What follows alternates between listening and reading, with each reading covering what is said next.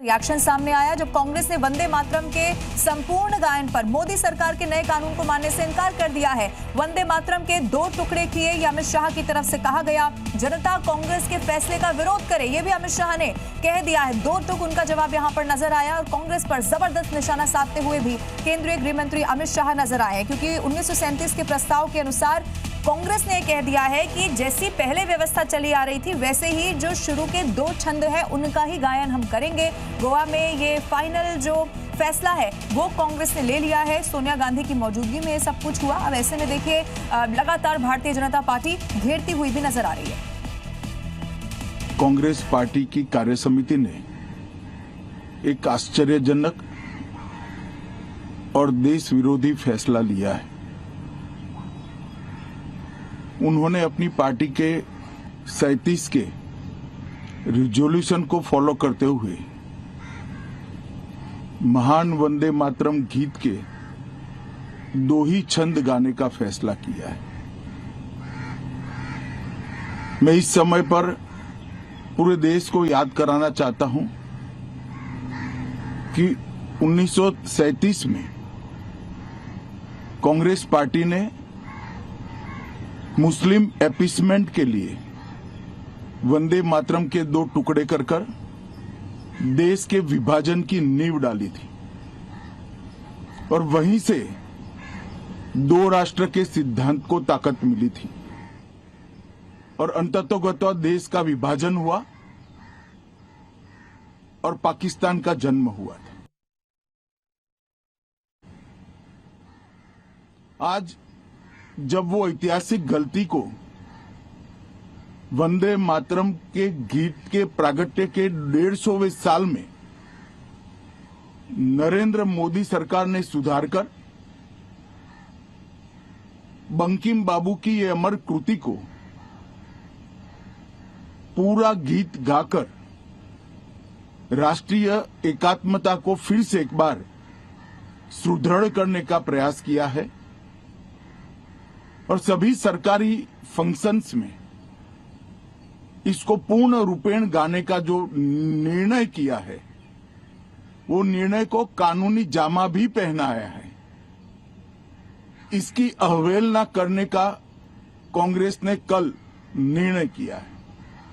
कांग्रेस का ये निर्णय केवल और केवल इनकी घोर तुष्टीकरण की नीति की पुष्टि करता है। वोट बैंक के तुष्टीकरण के लिए उन्होंने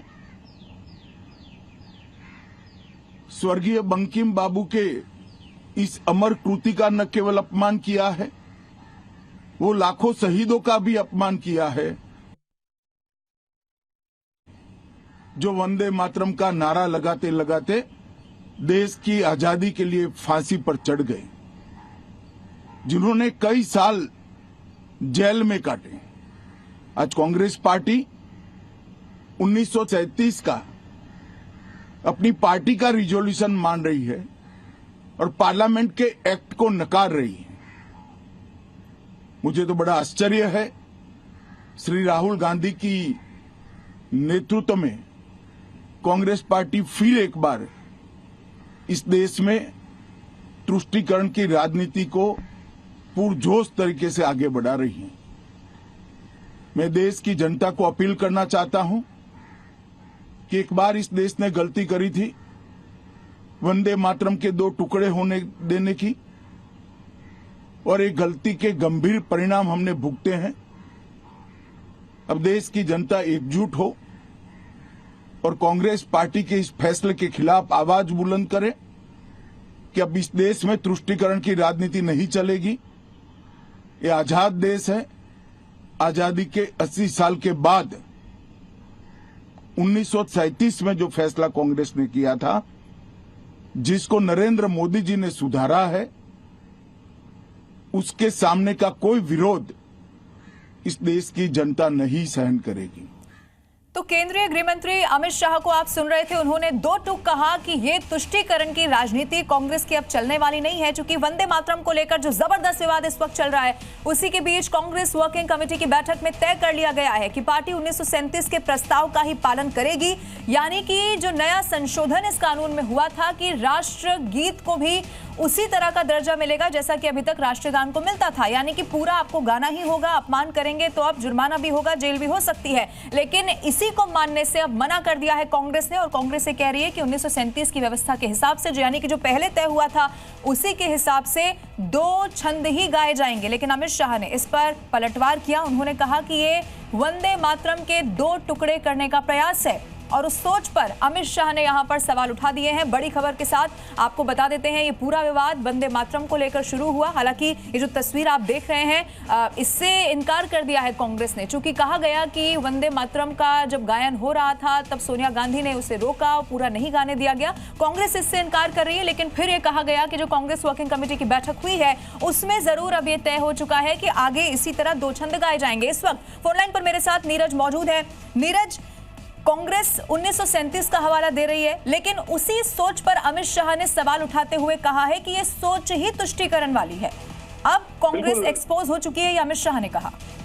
बिल्कुल लवीना, अमित शाह ने एक बड़ा हमला किया कांग्रेस पे कि कांग्रेस अपने पार्टी के रेजुलेशन को तो मान रही, लेकिन पार्लियामेंट के कानून को नहीं मान रही है। कांग्रेस पर उन्होंने सीधा हमला किया कि ये उस गीत का ही विरोध नहीं है, बल्कि स्वतंत्रता की लड़ाई लड़ने वाले रविन्द्रनाथ टैगोर और स्वतंत्रता की याद में कितने लोगों ने अपनी बलिदान दिया, कितने लोग शहीद हुए, उन सब की याद में लिखा गया ये गीत, उसका अपमान है। दरअसल उनका साफ मानना है कि इस देश के तमाम बलिदानियों का अपमान है। कांग्रेस ये तुष्टीकरण के तहत कर रही है, और अमित शाह ने एक बड़ा हमला किया। अपने 4 मिनट के वीडियो में उन्होंने कांग्रेस को घेरा है और साफ तौर पर कहा है कि जो कांग्रेस संविधान की बात करती है, दरअसल उस देश के पार्लियामेंट को नहीं मानती, पार्लियामेंट के कानून को नहीं मानती, एक तरह से इस देश में अराजकता फैलाना चाहती है।